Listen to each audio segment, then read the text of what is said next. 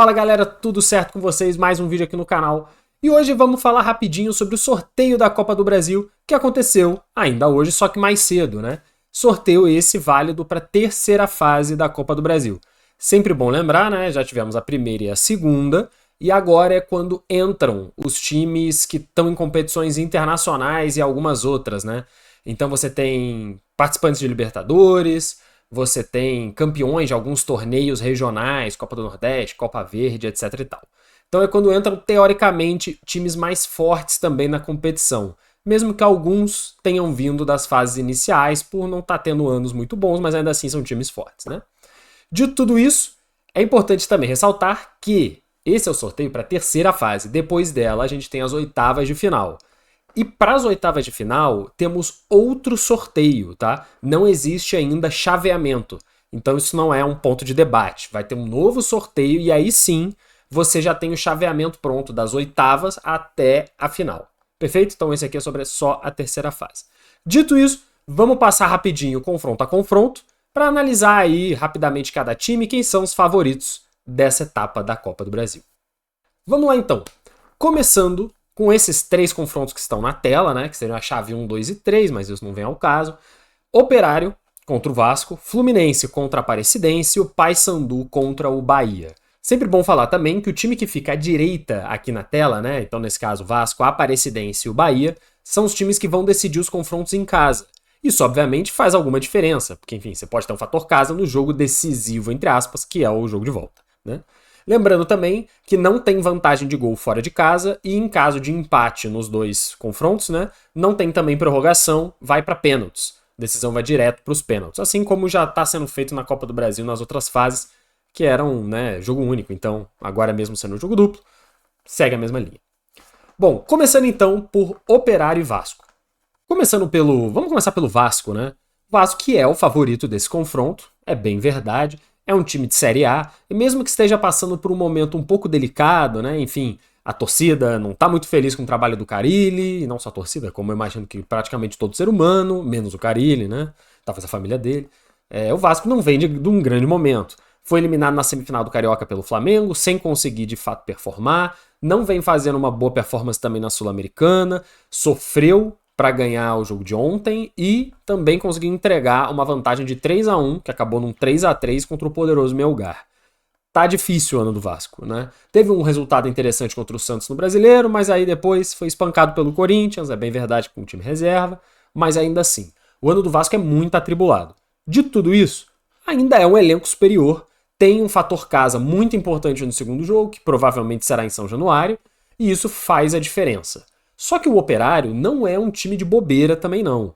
Ele tá jogando a Série B, né, nesse ano, e foi campeão do Campeonato Paranaense. E foi líder da fase de grupos desse mesmo campeonato, né? Então ele acabou a fase de grupos como líder e foi campeão. Tudo bem que o torneio, né, do Paranaense não tá vivendo também o melhor momento. Curitiba vem mal, o Atlético Paranaense tá na Série B, também vem mal. Então não é tão complexo de vencer como já foi em alguns outros anos. Ainda assim, é um feito. Vem fazendo um ano interessante o Operário. Não é o favorito? Não. Não eliminou nenhum time relevante na Copa do Brasil até agora. Mas pode fazer jogo duro aqui com o Vasco. O Vasco é favorito, mas eu acho que o jogo é interessante, é um bom confronto. Depois temos aí Fluminense e Aparecidense.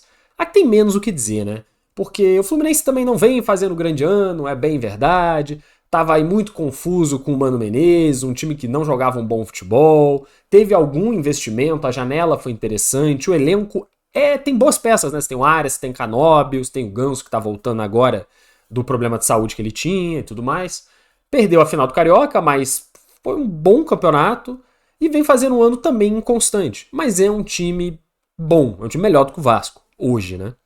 Dito isso, com o Renato Gaúcho, eu acredito que o Fluminense vai ter mais estabilidade. E a grande verdade é que a Aparecidense não é um time que compete, né? Tá na Série D, e todo time de Série D é muito complicado de fato disputar qualquer coisa na Copa do Brasil. É uma realidade muito distante, né? E foi um time que caiu da Série C no ano passado, então também vem de um histórico não tão bom recentemente, né? Pra quem não sabe, né, é um time de Goiás, mais especificamente de Goiânia, não é da cidade de Aparecida, por incrível que pareça, né? Ficou em 10º no campeonato estadual, no Goianão, que não é dos mais fortes, e isso também diz um pouco sobre o clube, né? Não é bom. E, enfim, também não ganhou de ninguém importante na Copa do Brasil. Deve perder com grande facilidade aí pro Fluminense, favorito, com sobras.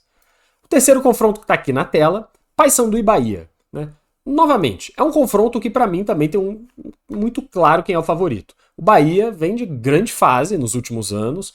Esse ano é um time um pouco inconstante, que também é uma característica, mas é um time muito forte. Tá jogando Libertadores e tudo mais. Talvez por isso, não sei qual vai ser a atenção que o Bahia vai dar à Copa do Brasil. Se vai jogar sempre titular ou não, enfim, isso é um ponto a se pensar. Mas ainda assim, é um time muito forte, muito mais forte que o Paysandu, que não é de bobeira também. O Paysandu é um time de Série B, ele tem um fator casa muito interessante, né, lá no Pará. Sempre nos jogos que acontecem lá no Mangueirão, a torcida é muito presente, o estádio é lotado, isso tem um fator, né? Mas, de qualquer forma, é um time bem mais frágil. Tem possibilidade aqui do Paysandu surpreender e passar? Tem. Eu acredito que tem. Principalmente porque ele em casa pode conseguir fazer um bom resultado e tentar segurar o jogo na Bahia, seja o que Deus quiser. Acho pouco provável, mas é um confronto interessante. Agora, na nossa quarta chave, temos Botafogo e Capital do Distrito Federal. E também, com todo respeito, assim como a Aparecidense, não tem a menor condição no Capital nem tentar nada aqui, né? Sabemos que o Botafogo também não vem de grande fase, fez um campeonato carioca pífio, perdeu Recopa, perdeu a Supercopa, praticamente não jogou direito esse ano ainda, porque não tinha técnico, basicamente. Mas vem aí de um período de pausa de praticamente um mês sem jogar, com um novo técnico treinando, e tá engatando um campeonato. Não acho que esse Botafogo vai ser o mesmo Botafogo do ano passado. Não acho que nem vai ser perto. Ainda assim, deve fazer 2 bons resultados contra o Capital, imagino goleadas talvez, porque o Capital é um time do Distrito Federal que não tem nenhum tipo de histórico de bom futebol, né? Tá na Série D, não eliminou nenhum grande time de Copa do Brasil também, foi jogando contra outros times pequenos para chegar até aqui. Eu acho que o feito já aconteceu, o Capital estar aí já é o grande feito. Agora é simplesmente aproveitar os 2 jogos e perder os 2 jogos pro Botafogo e valeu. Não tem muito o que dizer aqui também.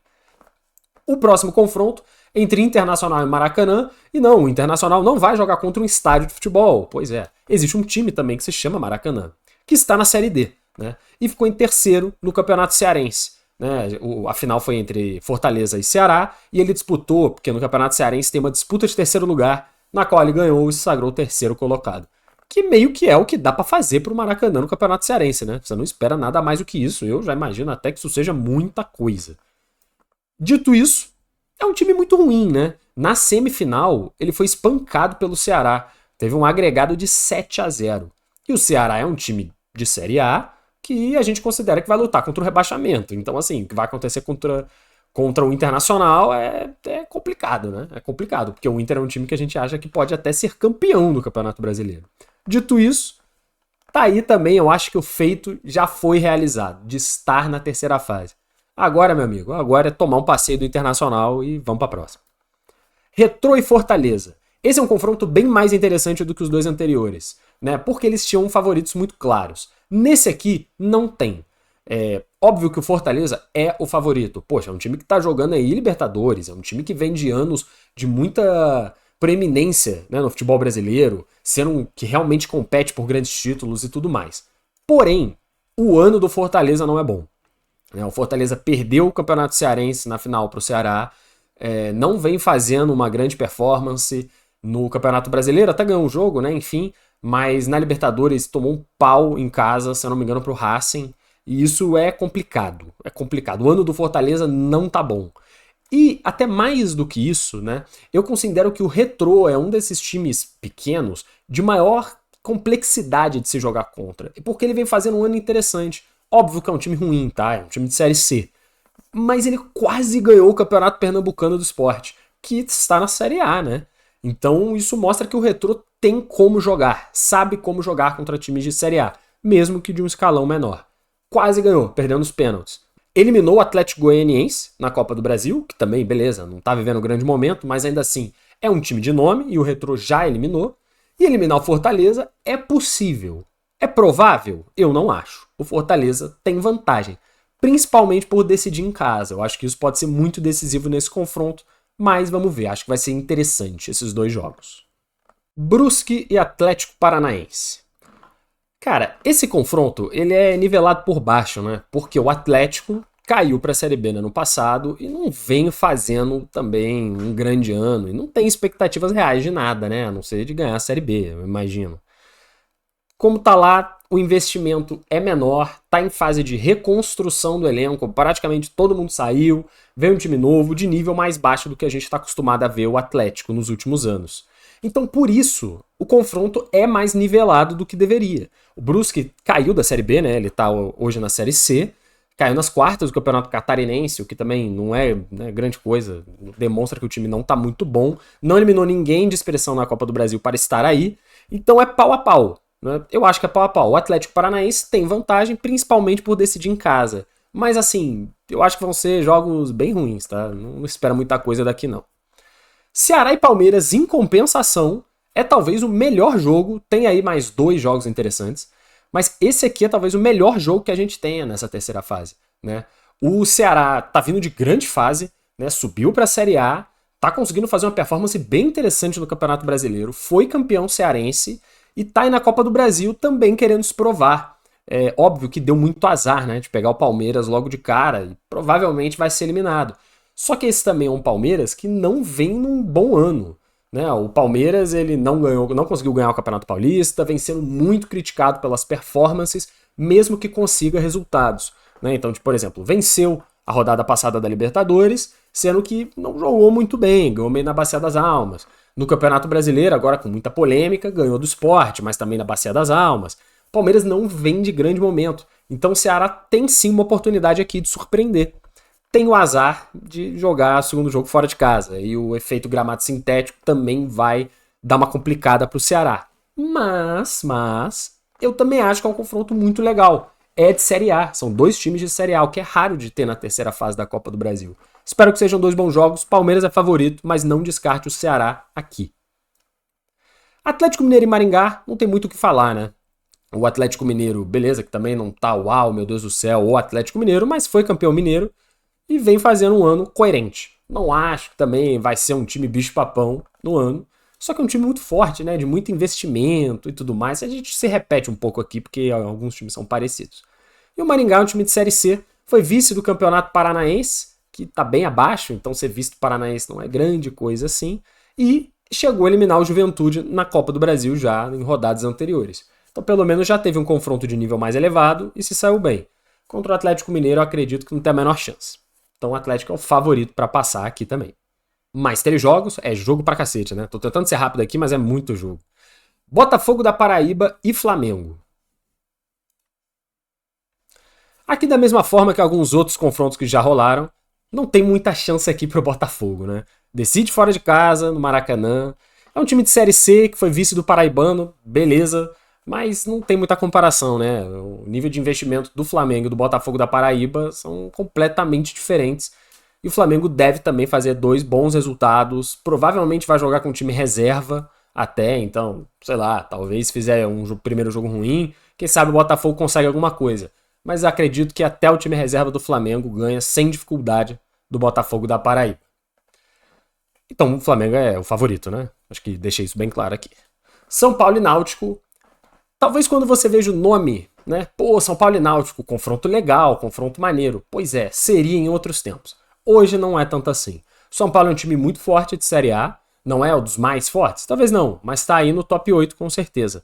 E o Náutico é um time que vem tentando melhorar ano a ano, depois de ter passado aí por uma draga federal durante muito tempo. Mas ainda tá na Série C e não tem muita pretensão de nada também, né? Conseguiu eliminar o Vitória na Copa do Brasil, que pra mim é um feito. Vitória é um time de Série A bem decente, então o Náutico provou que é capaz de competir. Mas contra o São Paulo eu acho que é demais pro Náutico e chegar aqui já valeu e vamos pra próxima no ano que vem. O último confronto que tá aqui na tela, Cruzeiro e Vila Nova. Esse aqui é até mais interessante talvez do que parece, né? Porque o Vila Nova tá na Série B, foi campeão goiano e vem fazendo um ano bom, né?